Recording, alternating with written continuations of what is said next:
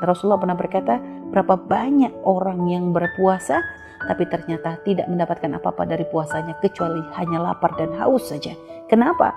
Dia hanya ibadah dengan lahirnya tapi tidak ibadah dengan batinnya. Artinya hatinya masih belum ditata.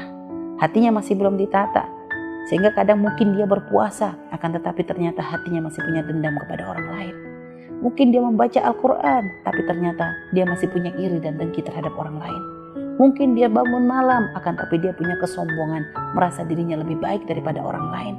Dia juga punya rasa riya, dia punya ujub dan sebagainya. Na'udzubillah.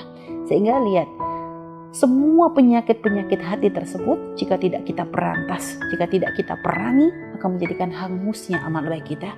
Sehingga bisa saja kita menjadi orang yang tertipu, yang merasa sudah punya amal banyak, sudah merasa menjadi ahli surga, tapi ternyata ketika kita dibawa, dihadapkan kepada Allah, ternyata amal kita tidak ada yang diterima oleh Allah SWT. Kenapa? Dikotori dengan penyakit-penyakit hati kita. Ada yang dikotori dengan riya kita, ada yang dikotori dengan ujub kita, ada yang dikotori dengan sombong kita, ada yang dikotori dengan iri dengki kita. Na'udzubillah. Sehingga akhirnya kita di hadapan Allah menjadi orang yang merugi, jadi orang yang tidak selamat. Na'udzubillah. Maka penting bagi kita saat ini, Ramadan adalah bulan mulia. Maka cara untuk membersihkan hati bagaimana? Tentu yang paling penting adalah kita memohon pertolongan dari Allah Subhanahu wa taala.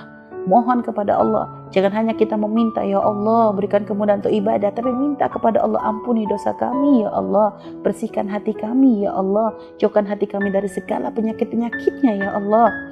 Dan lalu pahami, sadari, kenali penyakit yang ada di diri kita. Orang tidak akan bisa membersihkan diri, hati dari penyakit-penyakit yang jika dia tidak sadar dia punya penyakit. Janganlah urusan penyakit hati, penyakit zahir saja. Bagaimana kita akan bisa mengobati sakit kepala kita kalau kita tidak sadar kita punya sakit kepala? Jadi orang kalau nggak sadar punya penyakit, gimana akan mengobati sakitnya? Nggak akan. Dia akan ngerasa saya nggak ada masalah kok, lihat. Padahal bisa saja sebenarnya dia punya penyakit-penyakit, hanya dia tidak mau merasakan penyakit tersebut sehingga dia menganggap remeh hal itu. Maka penyakit hati pun seperti itu. Makanya kunci untuk kita bisa menyembuhkan, sadari dulu penyakit itu. Jika di hati kita ternyata masih punya iri, dengki kepada orang lain, berarti sudah langsung kita sebutkan hati kita terkena virus penyakit hati. Jika di hati kita susah memaafkan orang lain, masih muncul rasa sakit pada orang lain, ada dendam di hati kita, ada keinginan membalas kejahatan orang lain dengan kejahatan yang sama, maka langsung kita beri tanda bahwa kita sudah terkena virus penyakit hati. Begitu juga di saat di hati kita ada sombong, di saat kita melakukan kebaikan, di saat kita membaca Al-Quran, di saat kita hadir majlis, lalu ketika melihat orang lain tidak membaca Al-Quran, melihat orang lain tidak hadir majlis, kita muncul di hati kita merendahkan, kasihannya orang tersebut tidak kenal kemuliaan, lalu kita menganggap diri kita lebih mulia dari orang tersebut, maka langsung kita kasih tanda bahwa kita telah terkena penyakit hati.